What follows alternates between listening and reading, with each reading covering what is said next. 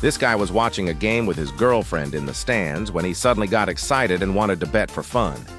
Seeing a beautiful woman stand up and leave, Nikki said, "Let's bet on how many guys will look at her. Can I join your game?" The couple didn't think much and agreed. After all, it was just a $10 bet for fun. The beautiful woman slowly walked out of the stands. The three of them watched and counted how many people turned their heads. Finally, the answer was 7. Jess guessed the closest, so she was the winner. The bearded guy happily gave her the money and suggested playing another round. This time, they bet on which team would commit a foul first. Jess said she couldn't bet on football because she didn't know anything about it. So, she told Nikki to play with him. Unexpectedly, the bearded guy went all in, raising the bet to $1,000. Nikki didn't hesitate and started counting the money, but before he could finish, the referee on the field blew the whistle. Nikki guessed the correct team that fouled, so $1,000 went into his pocket. Seeing this, the bearded guy immediately demanded to increase it to $5,000, betting on whether it would be a pass or a run. Although Nikki felt he was a bit hot-headed, he didn't refuse. The bearded guy chose a run. As soon as the whistle blew, the player indeed ran with the ball. So Nikki lost $5,000. All in all, he won one round and lost another, making a total loss of $4,000. So Nikki wanted to stop right when he was about to take Jess out for coffee, but the bearded guy had just tasted victory and still wanted to play. After all, this was a VIP room, and only rich people could enter. A few tens of thousands of dollars was still playable for them. So, under the bearded guy's persistent begging, Nikki agreed to play one more round. This time, they bet $10,000 on whether the pass would be successful. The bearded guy chose an unsuccessful pass. It was clear that he won this round. Losing $10,000 made Nikki a bit unhappy. He hesitated for 3 seconds, then turned around and said, "This time, let's play $50,000. Hearing this, Jess was a bit surprised. Now it was Nikki's turn to get carried away. The outcome of the match was contrary to what he said. $50,000 was given to the bearded guy just like that. At this point, Jess stood up and advised him to leave immediately because he was losing money too fast. Unexpectedly, Nikki thought for a few seconds, then turned around and blurted out $100,000. The bearded guy mocked him, saying he didn't have enough money, but immediately after, he was slapped in the face. Seeing Nikki pull out a stack of cash, the bearded guy was not only unfazed, but even more excited. This time, Nikki chose an unsuccessful pass. The two looked at the TV screen and saw that this pass was perfect. All $1.1 million. Nikki was too hot-headed and decided to go all in. He took out a deck of poker cards next to him, intending to play one round to decide the winner. The bearded guy was on a winning streak, and to him, Nikki was nothing more than an ATM. So without hesitation, he pulled out $1.1 million. The bearded guy revealed a 5 of hearts. Nikki only needed to reveal a card larger than 5 to win. The probability was already very high. Thinking he had victory in his hands, Nikki confidently flipped his card. Unexpectedly, it was a 3. Jess saw it and slumped to the ground. Nikki was speechless. He had only intended to lose $4,000 for fun, but now he had lost over $1 million. Nikki had no choice but to helplessly pull Jess away. Unexpectedly, the bearded guy still wanted to twist the knife. "I'm sorry. Playing with a master always ends this way." Hearing this, Nikki immediately turned around and said to him, "Want to play another round for $2 million? Do you dare?" He told the bearded guy to use binoculars to randomly pick a player on the field. As long as he guessed the player's jersey number correctly, he would win. Hearing this, the bearded guy was also stunned. Wasn't this just giving away money? Did he really think he was a mind reader? Just as he was hesitating, wondering if Nikki was cheating, Nikki said, "This time let Jess guess." Jess heard this, and her eyes and mouth were wide open. The bearded guy was overjoyed. After all, someone was offering him money, so why not take it? After saying that, he picked up the binoculars and started choosing a player. But Jess became furious. She completely didn't understand what Nikki was planning. It would be a miracle if she guessed correctly. Unexpectedly, as she was about to leave, she was stopped by the security guard, and then a dispute broke out between the two sides. After a while of commotion, Jess calmed down. Nikki told Jess to just follow her gut feeling and choose a number, without caring about anything else. The bearded guy quickly found his next target. It was Jess's turn to guess. It had come to this. Jess picked up the binoculars and started searching the field. How could she guess correctly with so many jersey numbers? What did the bearded guy like? How old was he? She was completely clueless. Wasn't this just a random guess? As Jess was searching everywhere, she suddenly saw a familiar figure. The fat guy wearing jersey number 55 was her friend. He wasn't a player. How did he get in here? Although a bit surprised, Jess knew this was a trap. Number 55? No, I can't believe it. How did you do it? I guessed correctly. Yes, you guessed correctly. I'm right? Jess couldn't react in time. She felt like she was dreaming. Even if her friend was wearing jersey number 55, how could Nikki be sure that the bearded guy would choose number 55? But anyway, that didn't matter anymore. This round not only recovered their capital, but also won an additional $1 million. The two happily carried 2 bags of cash and left the stadium content. In the car, Nikki explained to Jess that they had actually been following this rich guy for a long time. This bearded guy was famous in high society as a gambling addict.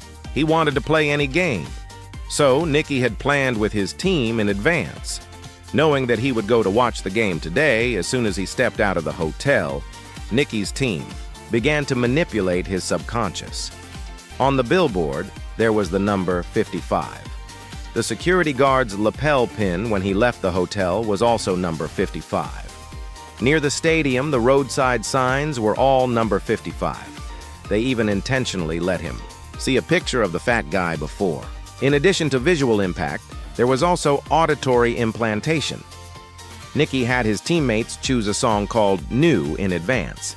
In this song, the pronunciation WKU appeared 124 times, which sounds similar to 55 in Chinese. Being inoculated into his subconscious like this, plus having won over $1 million, the bearded guy almost acted on instinct, believing it was his lucky number. Jess knew nothing about this, so all her expressions were genuine reactions from beginning to end, without being suspected. After Nikki explained, Jess thought he was a genius. But she didn't know that she was the one who had been planned for the longest time. A few days before, Nikki was held down on the bed by a man with a gun pointed at his head. Sitting next to him was Jess, whom he had just met. It was clear that Nikki was being set up, but Nikki didn't flinch. He frankly said that he didn't have a penny and told them to shoot if they wanted to. The other guy heard this and knew immediately that he had met a master. Actually, he guessed correctly. Nikki had been playing these cheap tricks for a long time. The reason he played this role was because he noticed Jess's talent. At this point, Jess still didn't understand what was happening. Seeing that they couldn't get money from Nikki, the other guy left to find another victim. Unexpectedly, Nikki followed her. He frankly told Jess that she had a natural talent, so she should add some of his scamming skills to make a long-term living. Nikki also told her that he was the 3rd generation in a family of master scammers. All kinds of scams were in the palm of his hand. Hearing this, Jess immediately pulled out money, wanting to learn the trade. Nikki also didn't mind collecting tuition fees. When the two went out, Nikki immediately practiced. He quickly stole Jess's ring, then spun her around, and her watch also disappeared without a trace. While she put her watch in her purse, the ring returned to Nikki's hand. Before Jess could recover, Nikki turned around and threw her wallet, of course not forgetting her gym card. The essence of these tricks, to put it plainly, is misdirection. He misdirects you here, but takes your belongings here.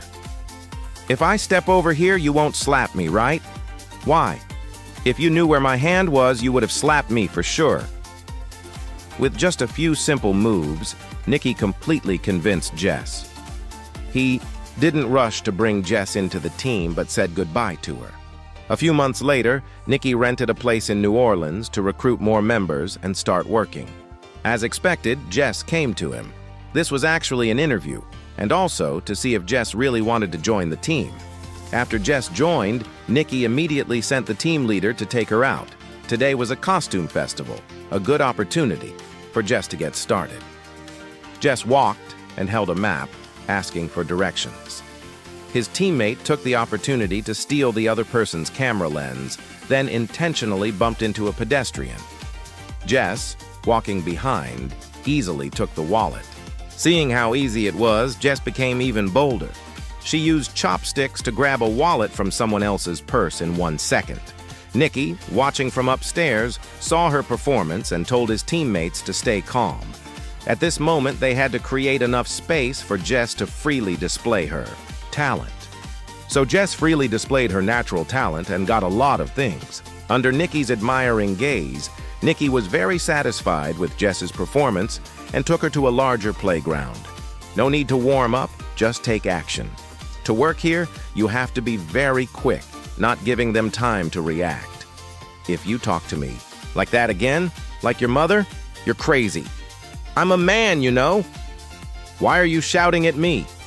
Nicky didn't explain anything to her, but let her experience high technology at the gambling table. Thanks to contact lenses that could see through cards, the rich guy dared to go all in. As a result, he was sent home in just 1 round. In addition to awesome tricks at the gambling table, there was also a credit card service. After taking the card out of the pocket, quickly transferring it to a teammate, then using a device to steal the information, then putting the card back into the person's pocket. By the time the victim found out, the money had already been swiped clean. Even more advanced, they also made fake ATM covers. After people withdrew money and left, the fat guy would remove the cover, which would have the entered password information. Nicky had people sort all the stolen items. Stolen credit cards were used to buy branded goods. Finally, everything was gathered here. While visiting, Jess saw a necklace she liked and intended to keep it, but Nicky brushed her off for safety. Reasons: these things had to be sold. All the spoils would be sold on the black market for profit. Seeing the mountain of goods in front of her, Jess was completely conquered by Nicky. So it was understandable that her hormones were soaring. The next day, Jess and the fat guy were talking in a wealthy area. Of course, talking was not their main purpose. "All right, are you ready?"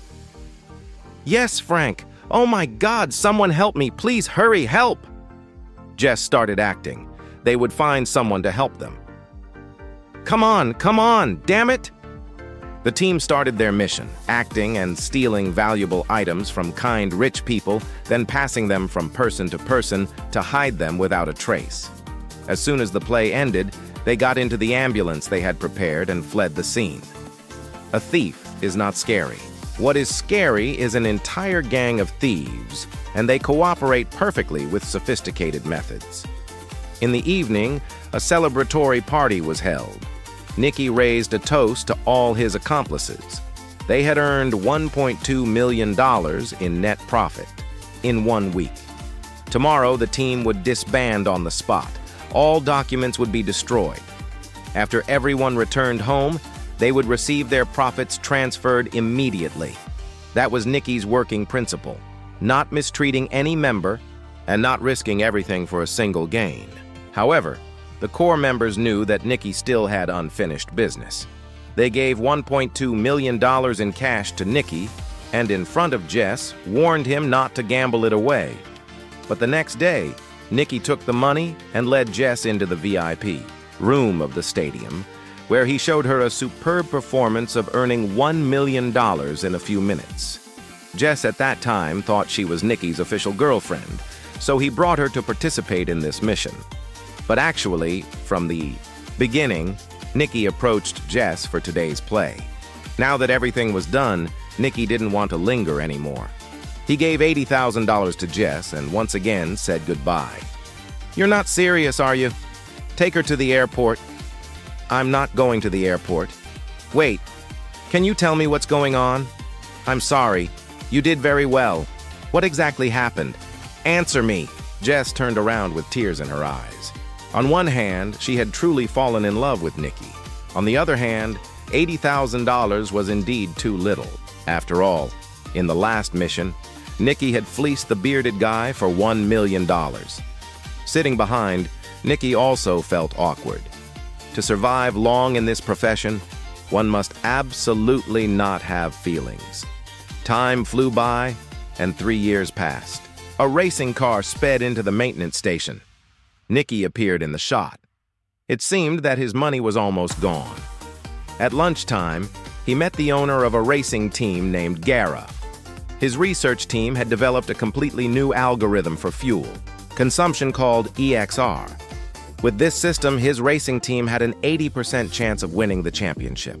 To increase that 80% to 100%, Giga needed Nikki to pretend to be his chief engineer and stage a fight. This way, the opponent would take the bait and come to them.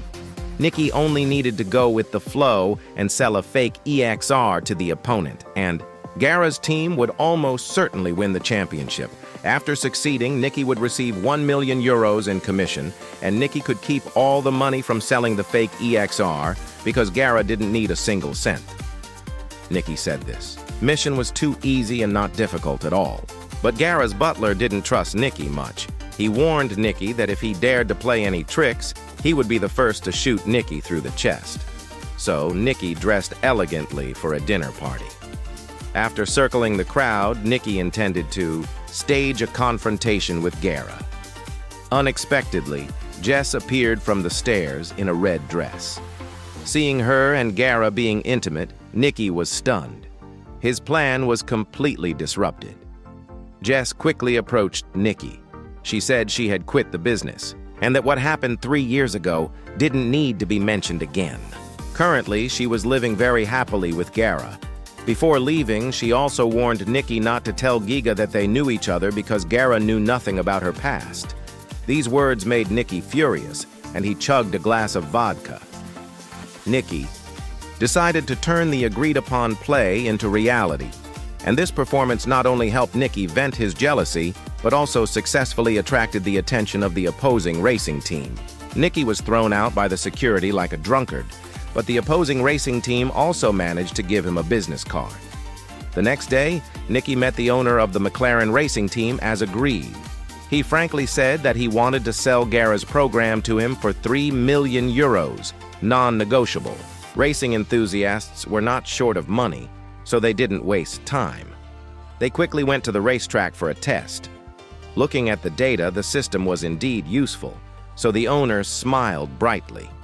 Nikki said he would bring the entire software system within 48 hours and then left.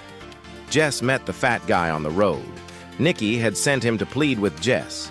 The fat guy said that Nikki's breakup was truly out of necessity. He really liked Jess and hoped Jess would give him another chance. After saying that, the fat guy gave Jess a box. Inside was the necklace Jess liked the most. With the fat guy paving the way, Nikki's appearance would be less awkward. As for the necklace, whether Nikki kept it from before or bought a new one, it didn't matter. What mattered was that Jess was touched. She said she didn't believe this liar anymore, but deep down she was already super impressed. As for Nikki Mafnoy, if a woman can be used once, she can be used a second time. The only difference is that this time, he really wanted to take Jess and escape.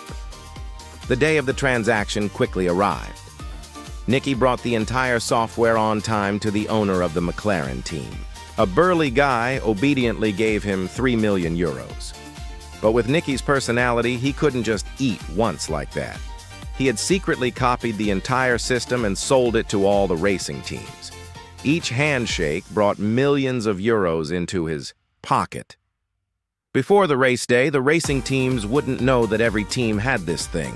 This mission was so lucrative that Nikki was beaming. He earned tens of millions in just one day. In the evening, Nikki didn't run away from the hotel. He had messaged Jess that as long as Jess arrived on time, the two would escape immediately. But Nicky waited and still didn't hear a knock on the door. Just as he was about to give up, Jess appeared. The two didn't have time to linger and had to leave immediately. But at this moment, a burly guy who had previously bought equipment from the McLaren team appeared. He was the one who had given Nicky 3 million euros. Actually, he was Guerra's inside man. He not only knew that Nicky had sold the software to all the racing teams, but also knew that Guerra had told Nicky to sell fake software. Unexpectedly, he sold all the real software to everyone. Then he put on protective gear and accelerated, crashing into Nicky's car. After the collision, the burly guy was almost unharmed, but Nicky and Jess became easy prey. All the cash was placed in front of Guerra. Nicky and Jess were tied up.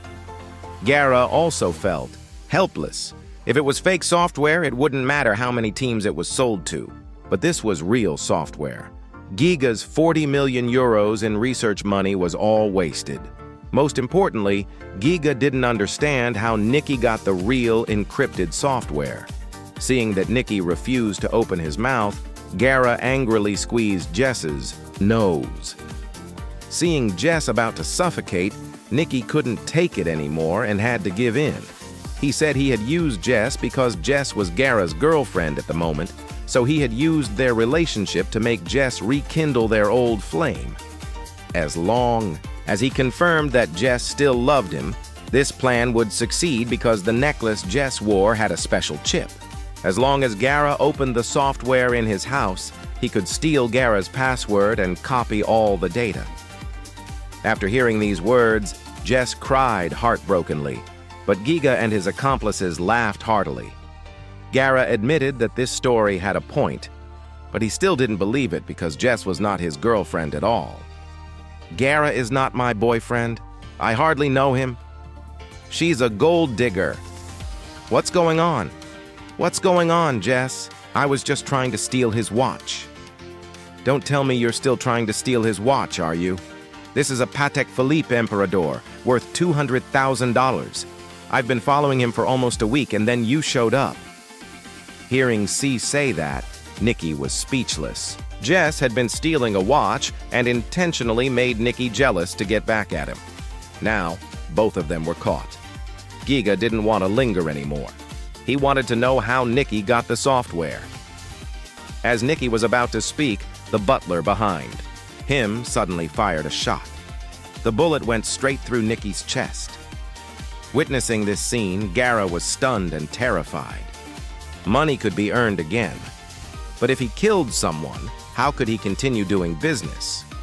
In a panic, he immediately fired the butler and quickly fled the warehouse. Jess looked at Nicky, who had been shot and was flustered. Unexpectedly, the butler told her not to be afraid. It turned out that the old butler was an inside man, arranged by Nicky, and also Nicky's father.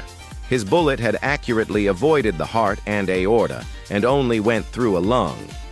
The old butler used tape to seal the wound, and then used a large syringe to pierce and draw out the blood, creating stable intrathoracic pressure.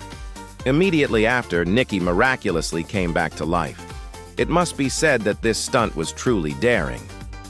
Seeing the pile of money behind them, the three quickly drove away from the scene. Nicky was an orphan, so the old butler had raised him and taught him all his skills.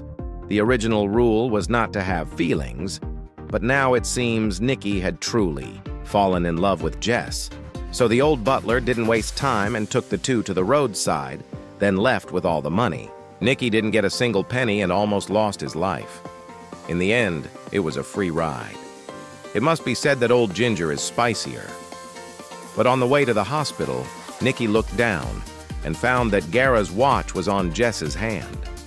The two smiled at each other. With this skill, wherever Hook went, he wouldn't starve to death. The movie ends here. Focus is rated 4 stars. The value of a movie lies in its reputation, and the value of a movie review lies in its feelings. Today's story ends here. Thank you for watching the movie. What do you think of this movie? Please comment below.